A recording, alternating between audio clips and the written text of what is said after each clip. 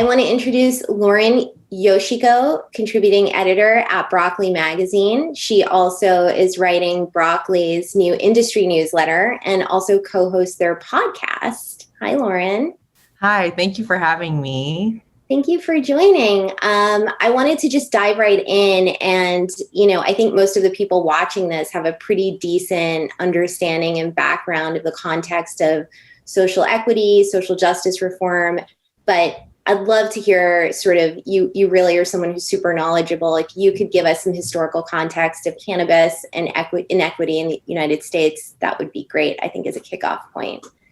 Yeah, I think especially with the way people have been talking about all factors of America right now, it's almost common knowledge of the sort of legacy of cannabis criminalization in the States, and really for the last 100 years. And just the bottom line is, it's important to remember that there is no blank slate for the new industry. We think of it as something brand new because it's legal weed, and this is something new in legislation, but it's not. It's a plant that's been around, and it's a plant that's been written into law in other ways for over 100 years. And in that time span, it has coincided and been such a part of our mass incarceration in America that to think that it's not intrinsically tied to the experiences of the Black community is to not understand cannabis whatsoever. It's like, this plant was not invented in 2012. We have a lot of engagement with it, and where it's put people.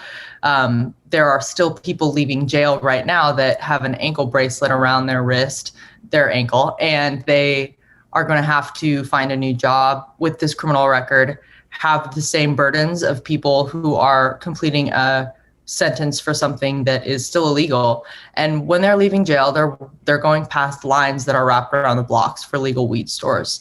And that I think that's like a perfect visual of how much catching up we have to do, that just because business is happening and tax money is being made and distributed, it by no means means that the cannabis industry is even at the starting point that it should be for things to just be a level playing field. And I think another indicator of that is just today, I think they announced the first Black-owned dispensary in Seattle opened. How many years of business has legal cannabis been going in Washington? And that just shows you the sort of institutional barriers that no one thought about when we legalized cannabis, because the focus was on this new world, and there weren't enough thoughts on the entire world of cannabis culture and prohibition and incarceration that was already there. And even in Canada, they're needing to address that still. And it's been federally legal for how many years? And there are still people serving time in prison for cannabis. It just doesn't make sense.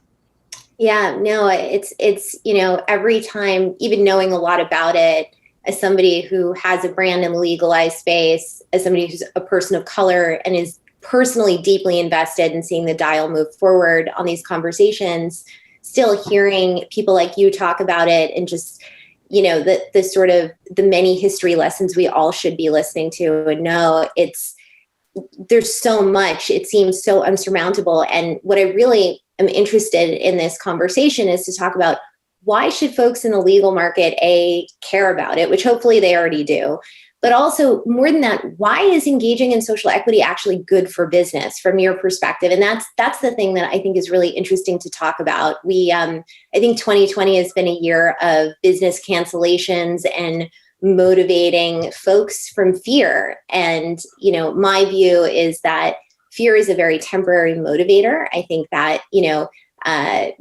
watching the most recent civil rights movement unfold in 2020 and businesses spurring into action for fear of being canceled, it's great that they're involved, but what about the long term? What about when it's no longer the flavor of the week?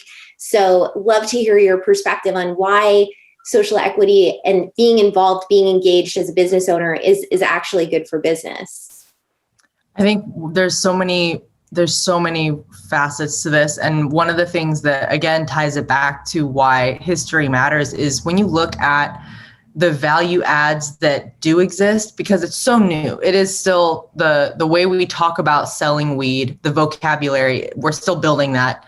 And when you look at what does exist already, it's so tied to the Black communities that engaged with it prior. Words like OG Kush, words like Girl Scout cookies, and the whole entire notion of heritage genetics is totally tied to the communities that were dealing with the plant prior to legalization. So even the businesses that are starting right now, you may not realize it, but you're engaging with cultures that were started prior to cannabis legalization. And it matters right now because at this point, consumers are looking at their cannabis products like they look at their vegetables. They want to see words that matter to them, like organic and GMO matter to you at a grocery store, or GMO free. They want to know that brands are thinking about this history because the cannabis community is talking about it, and that's in their brains. Words like equity, words like righting the wrongs, that means something already. And it ultimately, the people who care, the people who are building brands with values that people can get on with more than just, wow, what a great product, I had a great high.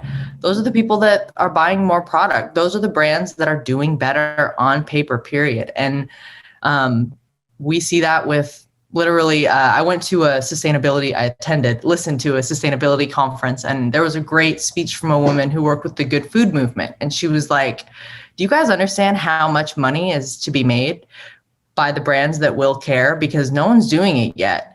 And for me, I'm in this sort of cannabis bubble, and it can feel like, oh my God, it's too late. The playing field is set. The big dogs are set. And then I'm reminded there is no Whole Foods of cannabis yet. There is no brand that's created a large enough footprint and a deep enough narrative that I want to walk down the street in a neighborhood I'm not familiar with to make sure I get to the Whole Foods of cannabis or reach for those brands on my local dispensary shelf.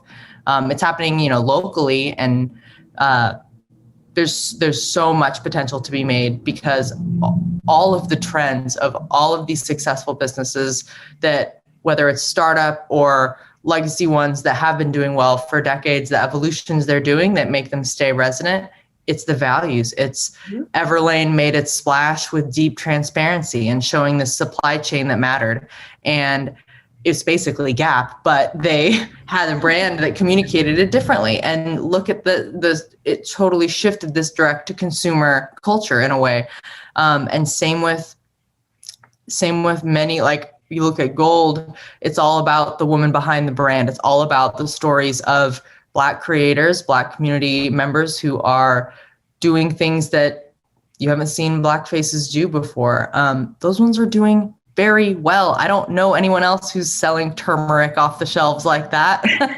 So to ignore it is to be really ignorant of just modern consumer trends. It's I think, look, I'm still kind of processing the debate last night, and like, it's pretty incredible to me that I'm listening to senior citizen presidents talk about institutional racism on a global stage. Like, that is really radical. 10 years ago, the notion of institutional racism, you talk to some people and it was like you're talking about Scientology. And it's not anymore. It's something that's literally being talked about to the entire mainstream world on ABC. So that just shows you, if you are not engaging with social equity, you are really running behind. One of the, and I know I'm getting off track here, but here, actually. Well, I want to make sure that we talk about Broccoli's Floret Coalition and what you guys are doing over there, because I think it's a really good example. And in many ways, Broccoli has always been setting the tone for, ideas like, we hear this phrase, performative activism, a lot in 2020. And I think that for many, many intelligent people, they're like, where is that line, right? Like, where as a business owner is that line between I want to do something good, I also have finite amounts of marketing resources, how do I accomplish both, So love to hear just a little bit about what you guys are doing. And also from your perspective, where is that line and how do you toe it? It's fascinating because in the work I've done, talking to different people over the summer, I've learned a lot myself and exploded some misconceptions about donations and how these organizations are meant to engage. And really one of the dangers of performative marketing that's just like the immediate issue this summer that some organizations are facing is when you get an influx of money from people who are going to just one and done, it changes the flow of your business for multiple years because you don't know whether, well, shoot, is this going to be the sustained income? Can I hire some people? Or if I'm never going to hear from them again, then this is a total blip on the screen and I don't need to adjust the way I'm doing things. So on one very literal end, doing one donation that you can then post about on your Instagram and check that box and make sure you don't get yelled at and canceled on Instagram, you could actually be hurting that organization by that sort of checking the box mentality, because this effort and this work is not, there is no box we can check yet. The field has to be leveled from multiple facets. We have to, yes, literally get the people out of jail that are still serving time. We have to make sure that the people who did serve time and are dealing with living with criminal records and they can't volunteer at their kids' schools, they can't do those things, they have to be amended. But it's also about helping the businesses that are applying right now have that same playing field as the businesses who are coming from families with money who were not disproportionately incarcerated multiple generations over. You have a lot of options. You have a ton of options. And for you to be really engaged is to continue to do the work steadily. It's not about one and done. Being engaged is about joining this effort and being a part of it. The best quote I have heard in defining the difference between these things is, it's okay if you're late to the party, you're still invited, please come. Maybe bring 2 bottles instead of 1, and maybe help clean up afterwards. It's just common sense, you know, just because this hasn't been a part of your business until now, that's okay. It obviously hasn't been a part of most people's businesses until now. And that's how we got to this point. So diving in is the best way. And I'm getting around to this, but Floret Coalition essentially is that. It's the thing that's helping you just jump over that ledge and just start doing it, and make sure you do it for at least 6 months. So what the Floret Coalition is really like I conceptualize it as like this little like facilitator middlewoman for your donations. So they created a board. There's 3 people, you know, Menlay is my co-host with Broccoli Talk, and she's on the board, and 2 other women who they vet organizations every month. They choose people who join the Floret, commit to X amount of money. It could be $50 a month. It could be $300 a month.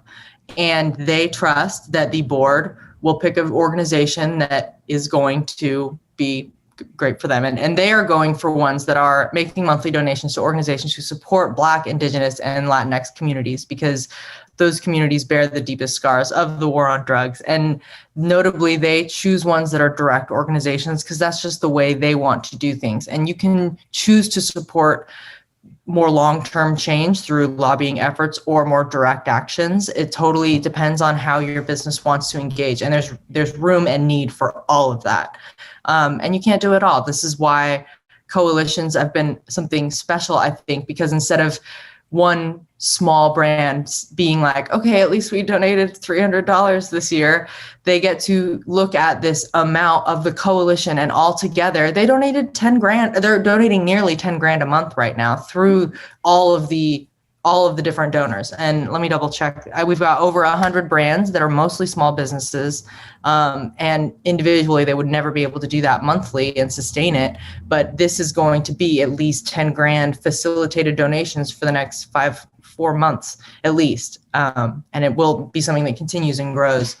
One thing that I think is something they're doing to actively avoid and deter performative allyship is that they don't have a public list of members. And some people don't like that. And that's a really easy way to suss out who is in it to make a difference and who is in it to protect themselves. And some brands who find out that broccoli's not going to post about it in their Instagram, they stop emailing back and no longer are engaged. And that's a real easy signifier as well. So you just have to trust and care enough to do these things, because if they were easy, people would have done them by now. It would be a better world. It isn't going to, you are going to have to put in a little effort and it's going to pay off. It shows you with all these brands that it absolutely pays off. E's just launched that social equity menu. That's really their biggest news all year, has been something they've been working on. And that's the biggest delivery service in the game. And I know we're really vying for those spots because of the visibility of those homepages. It gives you that algorithm, and that should be a huge indicator to people. What's making money? What's marketable right now? What consumers want? Yep. Yeah. No, I thank you so much, Lauren. And thanks for the perspective, and also breaking it down into, I think, a very digestible way for everybody. As somebody who has a brand, everything that you're saying really hits very close to home. I can also vouch that so many things you said are so true. Consumers are smart, and they want to know where the things that they buy, where the value system is. I see it in our Instagram DMs, in our inquiry emails. I would say this year, 50% of inbound, messages are about our alignments with social justice reform, and the fact that we have not been afraid to talk about what our opinion is. And, that's really powerful. And I think it's a really interesting, I'm definitely a serial optimist about a lot of things, and choosing to be very idealistic, in that I believe that we are a young enough industry that we can do things the right way. And if we all have the right incentives, we'll be right there. So I really appreciate the time, and also, kudos on all the hard work at Broccoli and on the podcast and the newsletter now, and the coalition, which obviously, I and LEUNE are big supporters of everything you guys do. So I'm just so happy to have you here. Thank you so much. And for people who want to learn more about the Floret Coalition, you can go to broccolimag.com/Floret. That's FLORET. And thank you for having me. Thank you. Bye. Bye.